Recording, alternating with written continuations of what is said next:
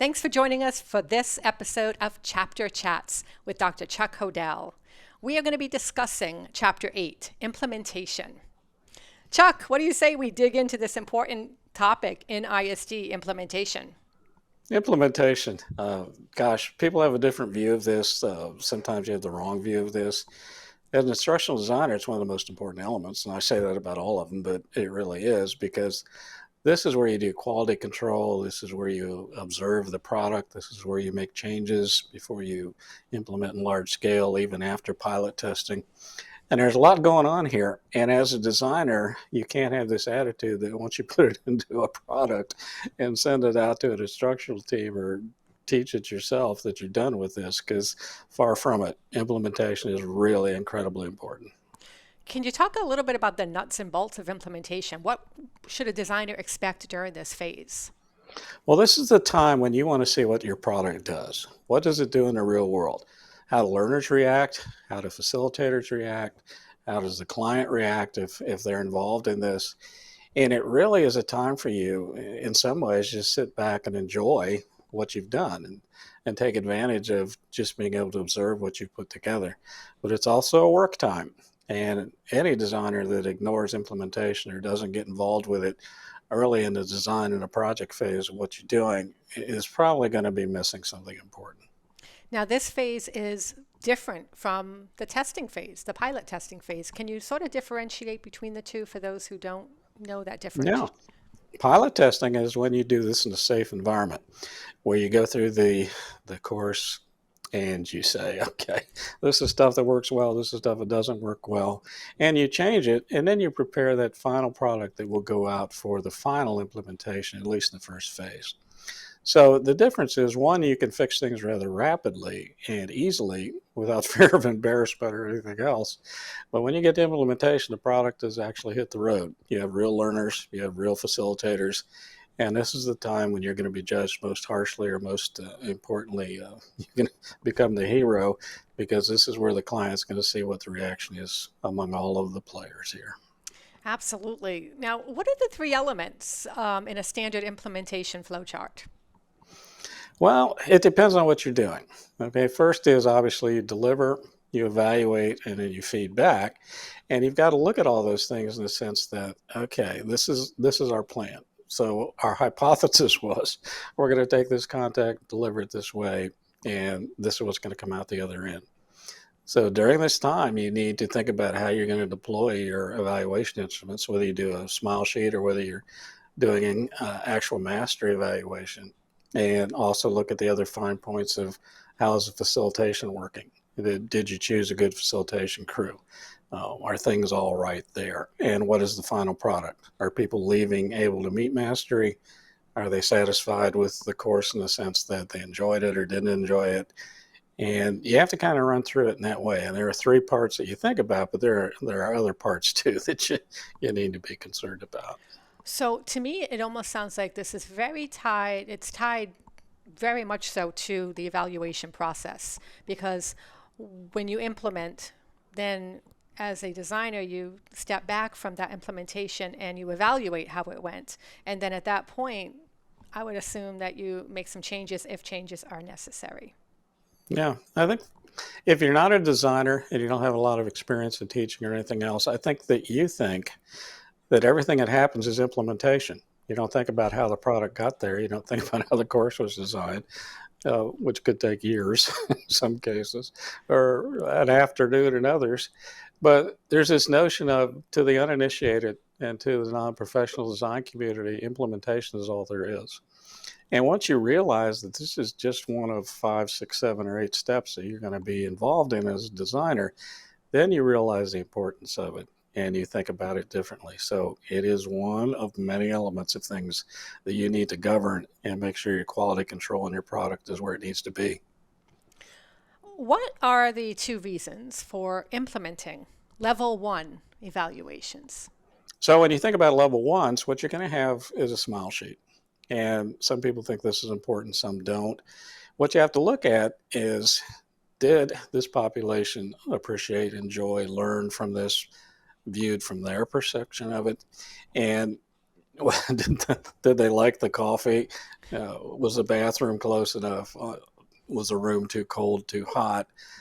Would you recommend this to a friend? And these things are important to some people, less important to me because what I'm concerned about is mastery. And I've seen too many really good instructors be judged by a level one evaluation from a population in a course. And there are times when you have no control over this as a teacher or a trainer. Sometimes you're stuck with a bad location. Sometimes you're stuck with a population that's there because they're mandated to be there and be involved, and they want nothing to do with it, and they don't like the trainer or teacher because that's who's representing this thing that they don't want to do. So I think if you want to do a level one, that's great, but you need to be very clear about what it provides you and what you're going to be able to do with it. Yeah, I know as an event manager, we rely on smile sheets because if it's a public event, we're not really looking for mastery. We're just looking to share Right. some information and we want people to come back for additional events. Then the smile sheets might be more valuable than it would be for someone really evaluating for mastery. So we want to make sure that people liked the food, liked the speakers, liked the environment, felt welcomed, things of that Yeah. sort.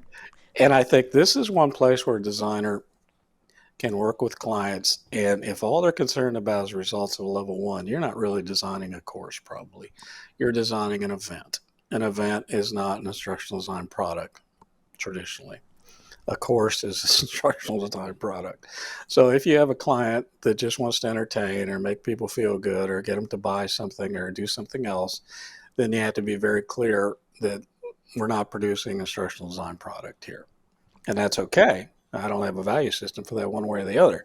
But you just need to realize that that's kind of your litmus test about where you're going with this. If there's no interest in a level two, then what you've got is something else broadcasting, a presentation, an event. Nothing wrong with that, but it's not a traditional instructional design product.